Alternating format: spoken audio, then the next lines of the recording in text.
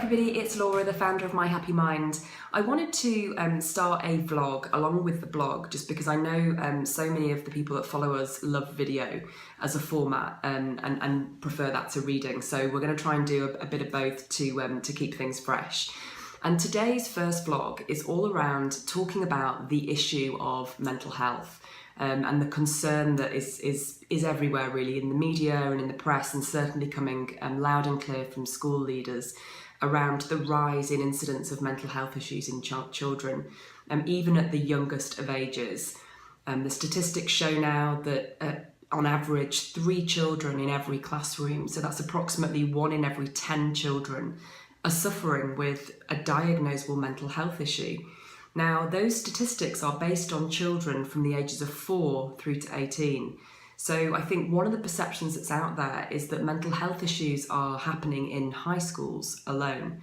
Now, of course, they're happening in high schools, and we do see a massive incidence of challenges in high schools, but make no mistake, it's happening in primary school too. There are children at a very, very young age that are suffering with mental health issues.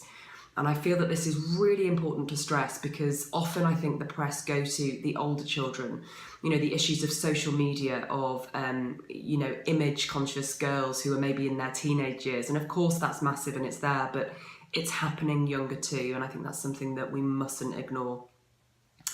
One of the things that I reflect on often is how amazing we are as a society in the UK and other well-developed societies too at dealing with issues, dealing with a crisis.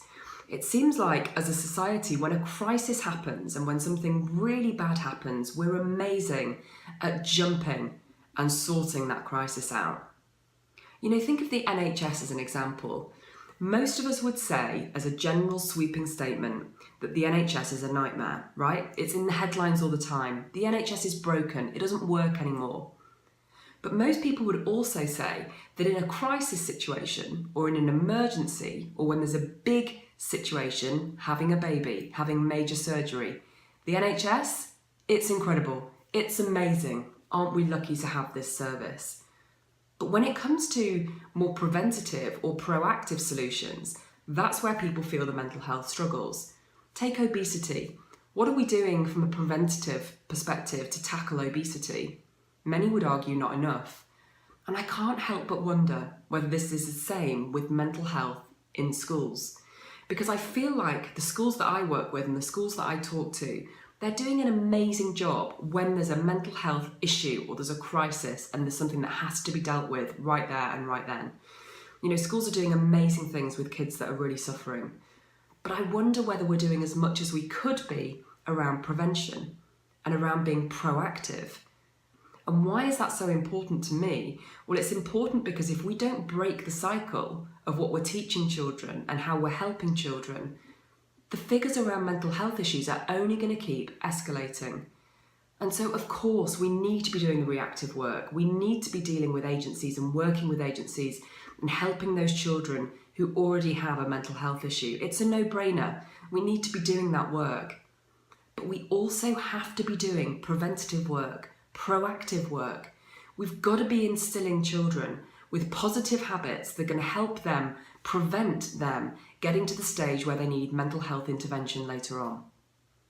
And I think that's very similar, as I mentioned, to the NHS. We're amazing at dealing with the crisis, dealing with the issue, but what about prevention? How are we breaking the societal issues or the cycle in these societal issues to have an impact in the long term on the decline? Now, we all know what the issue is. It's money, it's cost, it's resources. Schools have got so much going on, and can they spare the money and the time, the resources to be putting into place preventative solutions? Well, maybe they feel they can't. But in the long run, I'm pretty sure that many would make the argument that from a return on investment perspective, it's absolutely worth putting in place preventative solutions now so that we reap the rewards down the line. Less cost on our NHS, less cost on our services like CAMD, because there will be fewer children needing those services if we put the prevention in place. I'd love to hear your thoughts on this, whether you're a school who's already doing preventative work or a school that knows they need to. What is it you need help with? Where can you get that help from? Would love to hear your thoughts. Until next time, bye guys.